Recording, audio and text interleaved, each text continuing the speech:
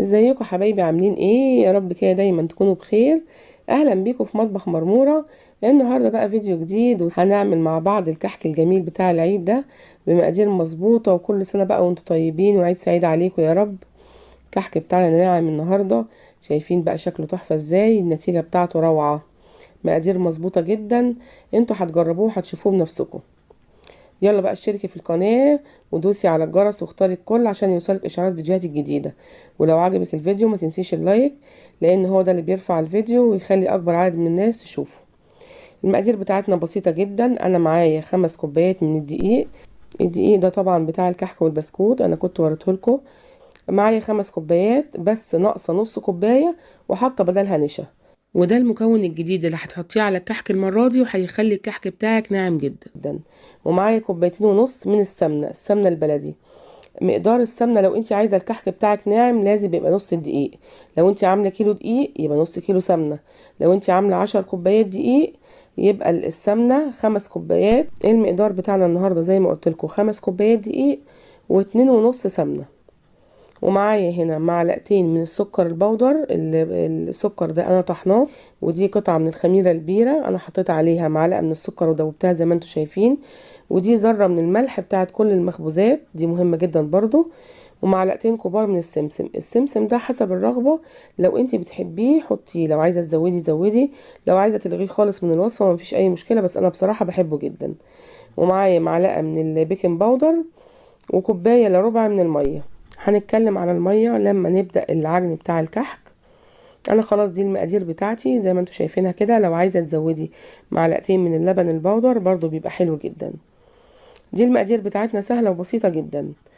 انا في الاول هاخد بقى كوبايه الا ربع من الميه، المقدار بتاعنا اللي انا قلت عليه، هحطه على قطعه الخميره ومعاها طبعا معلقه السكر. انا كنت مدوباهم الاول، ولو عايزه تستخدمي خميره جافه استخدمي باكو من الخميره الجافه. ودوبتهم بالشكل ده وركنتهم كده 5 دقايق. هحط بقى المقادير الجافه، هحط بقى السكر البودر وذره الملح واقلبهم كده مع بعض. طبعا انا ما حطيتش البيكنج باودر ومش هحطه دلوقتي. هاخد كده معلقه من الدقيق هحوشها كده على جنب، هقول لكم ليه دلوقتي هنعمل بيها ايه. وقلبت كده المقادير اللي انا حطيتها مع الدقيق. طبعا انا قلت لكم ان الدقيق مع النشا 4 كوبايات ونص دقيق معاهم نص كوبايه نشا، وده حاجه مهمه جدا بيزود لي من ان بيخلي الكحك بتاعنا ناعم جدا. محدش يقول لي ده بينشف ولا الكلام ده، لا لا لا، النشا محسن مش بينشف ولا اي حاجه. الكلام ده بينشف مع الفراخ مثلا لما بتحمريها او كده، بينشفها لك، او البطاطس او الكلام ده. لكن مع المعجنات بيدي طراوه للعجينه وبيخليها تحفه جدا. انا حطيت السمسم بالشكل ده وقدحت السمنه عشان لو السمسم فيه طراوه او اي حاجه بتبدأ تطلع مع السمنة. شايفين انا قدحتها ازاي؟ غليت على النار، واول ما بدأت تغلي انا شلتها. دي الطريقة بتاعت زمان بتاعت جداتنا وامهاتنا. الطريقة دي انا بحبها جدا وبتبقى النتيجة بتاعتها ناجحة جدا. انا كنت عاملة معاكم الكحك على البارد قبل كده، هحط لكم اللينك بتاعه في صندوق الوصف عشان تشوفوا برضو الطريقة، برضو حلوة جدا. بس انتي لو هتعملي كمية من الكحك هتقعد معاكي فترة كبيرة، يفضل طبعا الطريقة دي، انا بحبها قوي. لكن لو هتعملي مثلا نص كيلو او حاجة بسيطة يتاكل في اسبوع او 10 ايام، خلاص يبقى ممكن تعمليه على البارد. هبتدأ كده بقى. على فكرة السمنة سخنة جدا، ما اقدرش احط ايديا دلوقتي. فانا بقى بالمعلقة كده السيليكون معايا ببتدي ان انا اقلب كده السمنة مع الدقيق، عشان طبعا ما اقدرش احط ايدي، السمنة مولعة نار. ادي بقلب اهو زي ما انتم شايفين لغاية ما اندمجت السمنة مع الدقيق. لازم طبعا ابس، انتوا عارفين الكحك لازم يتبس كويس. ابتدأ بقى يبرد، حطيت ايديا اهو ابتدأت ان انا بس. المرحلة دي مهمة جدا جدا جدا في الكحك، لازم تبسي بالشكل ده على كف ايدك عشان يطلع معاكي الكحك ناعم ويتشرب كله بالسمنة. حلو قوي كده. انا مش عايزاكي تعجني، بس ايه، هاتي اللي تحت فوق واللي فوق تحت بالشكل اللي انتوا شايفينه ده. معلقة الدقيق اللي انا شلتها دي بقى انا هحط عليها ايه؟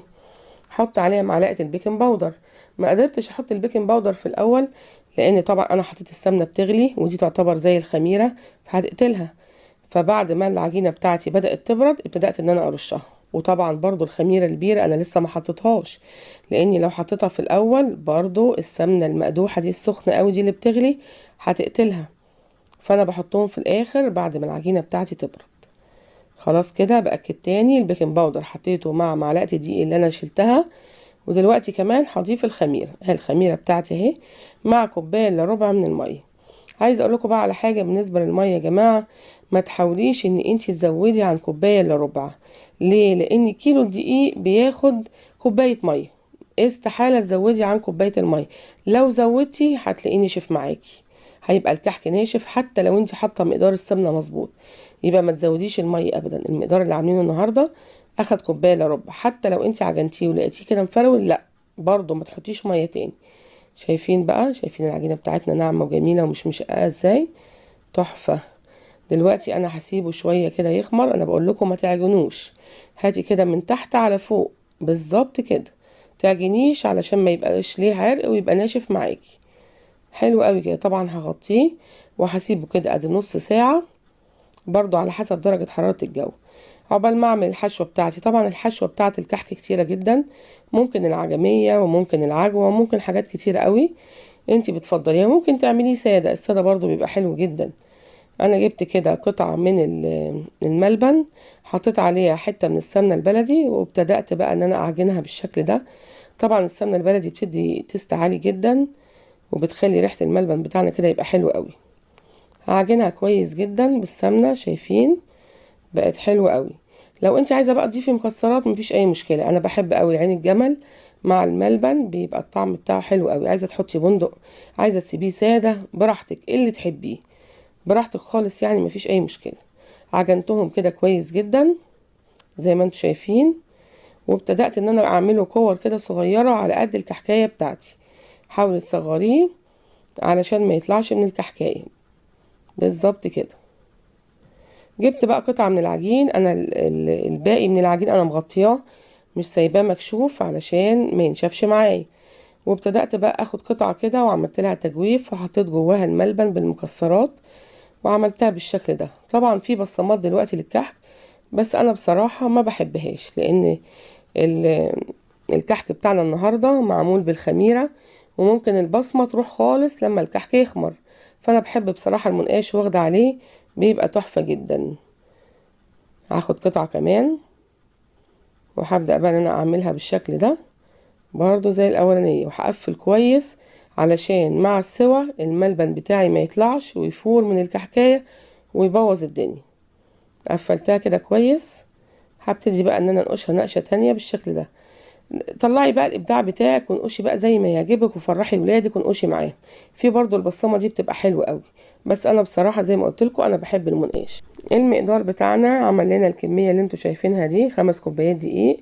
حلو جدا. بس انا دلوقتي مش هدخله الفرن على طول، ده في خميره يا جماعه. لازم الحته دي يا جماعه مهمه جدا، لازم تسيبوه يخمر. ما ينفعش تدخليه الفرن، هيبقى مكتوب مش هيبقى حلو خالص. غطيه بحته قماشه او فوطه عندك وسيبيه حوالي ساعه او ساعتين، مش اقل من كده ابدا. ودخليه الفرن على درجه حراره 200 او 190، بيقعد له حوالي من ربع ساعه لتلت ساعه على حسب الفرن بتاعك. دلوقتي طلع من الفرن، شايفين بقى شكله ايه؟ انا سبته يخمر الاول قبل ما ادخله الفرن وباكد على الحته دي تاني. شايفين بقى يا جماعه الجمال بتاعه؟